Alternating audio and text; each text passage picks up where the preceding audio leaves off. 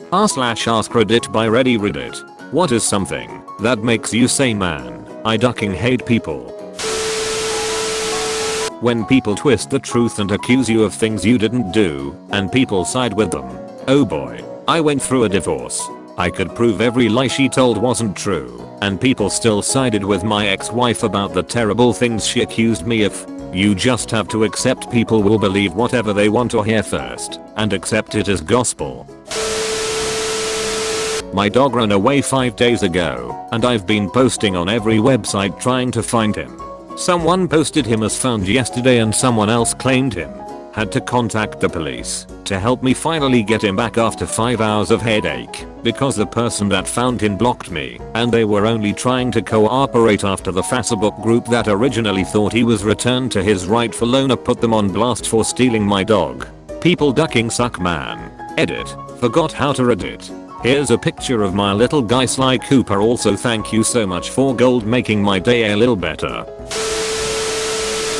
People who can't take no for an answer and will push you to agree/accept what they say. People who can't accept criticism when they duck up and affect other people's lives. People who can't have a discussion where they are being told a fact and they disprove it, because back in the day, or authority arguments should always win.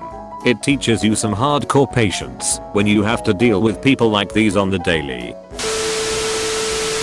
Porch pirates. People thinking, hey, I know that's not mine, but I want it, so I'm taking it, makes my blood boil. We had that happen in our neighborhood once. Now I'm surrounded by 3 very nosy neighbors. Any strangers in the cul-de-sac and 3 sets of blinds get split by suspicious figures. I could have the Hope Diamond delivered by Amazon to my doorstep, and I wouldn't worry about it. Ethel has eyes like a hawk.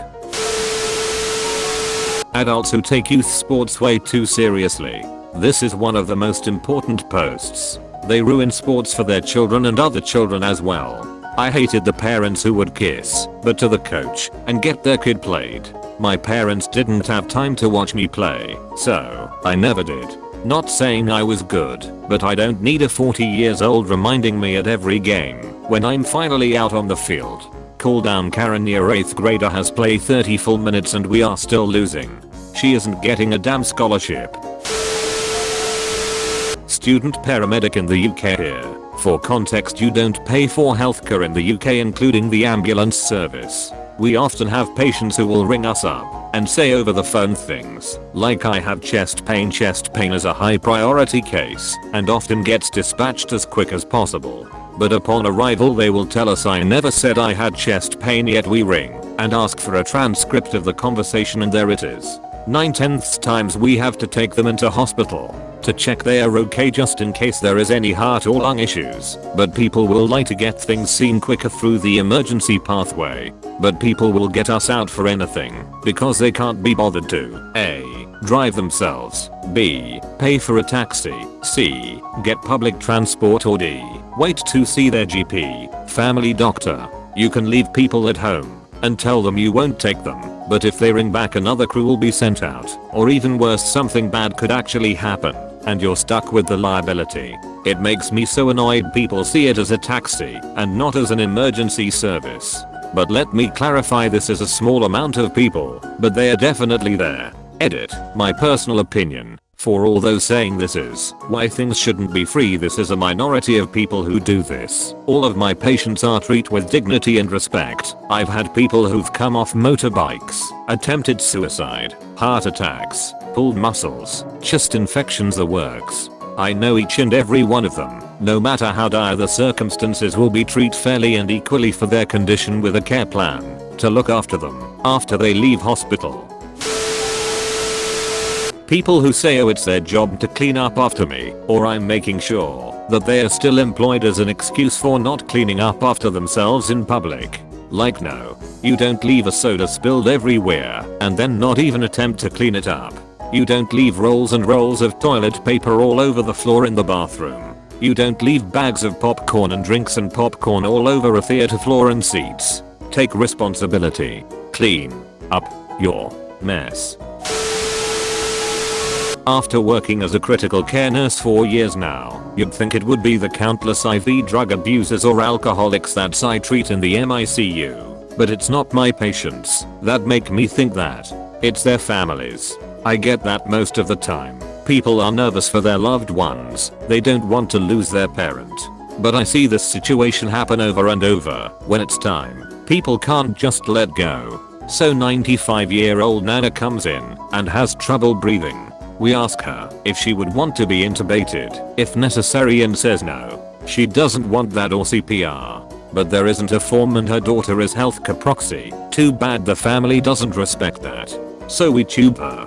But her blood pressure can't handle the sedation. So we need to start presses. Then she develops a pneumonia. So we've got to pump her with antibiotics. But oops, too bad she's already gone septic. Start some more presses. Who care if she loses a few fingers and toes in the process? We've got her BP right.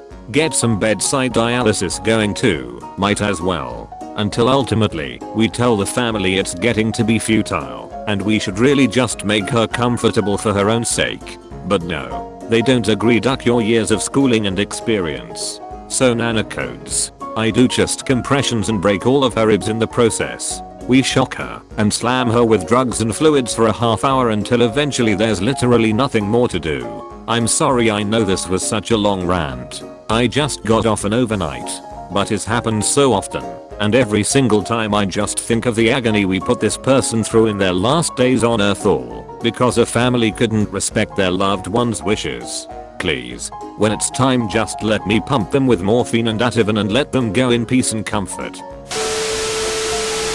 When a coworker decides to correct me by sending a passive-aggressive email and copying the boss and the whole group instead of just saying something to me privately and in person. My boss used to send out cryptic emails to the entire company about behaviors instead, if speaking privately to the person. Things like reprimands for gossiping or reminders to have a positive attitude. It just made everyone wonder if she was talking about them. Lately there have been quite a few instances of someone, or potentially multiple people, putting poisoned meat out near dog parks.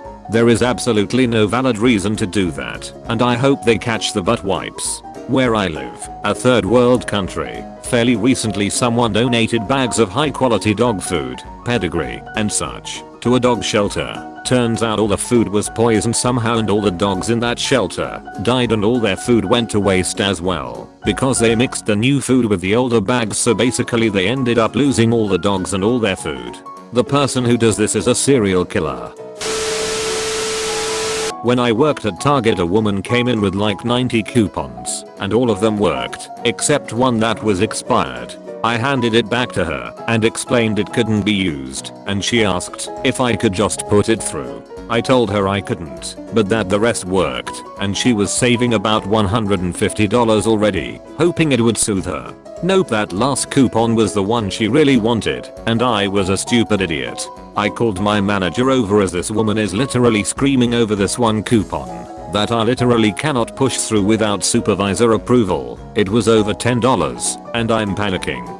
Finally my manager comes over. I tell her it's expired and she just puts it through the customer, complained to her about me, and she wrote me up then and there, even telling the customer that she was taking care of me. Now mom, so don't worry. Might seem trivial, but ducking drives me nuts when people get off an escalator and just stop and decide where they want to go next. It's like, I can't stop this thing, you need to keep moving. Also people who stand in doorways. Edit. Wow, I'm so glad others feel the same. Also thank you kind stranger for my first gold. This happened to me at the airport a few weeks ago. Guy gets to the top of the escalator with his huge piece of luggage, stops instantly, and pulls out his phone to look at something. Meanwhile myself and about 6 other people with their own luggage are right behind him. Of course he still had the audacity to get upset when I pushed past him and let him know he needs to move. I don't get it. What do you mean I'm not the only person in the world? How dare you? You've come in early every single day since you started. We've given you a number of new job requirements that weren't a part of the position when you started, and you've done everything well enough that there have been no complaints. but we just can't give you that raise because your position's title just doesn't dictate that we give you more. Also, the company is in flux, don't you know? And even though the CEO's salary went up by $1 million this year, we just don't have the ability to give you $5,000 more a year. But if you keep doing your job as well as you have been, and you keep up with all the new things we keep giving you to do despite them not being really your job, well then maybe after another year, we can maybe have a discussion about maybe giving you more compensation. Maybe. Thank you for watching Reddit. Don't forget to like and subscribe for more r/AskReddit videos. Share your stories in the comments section below.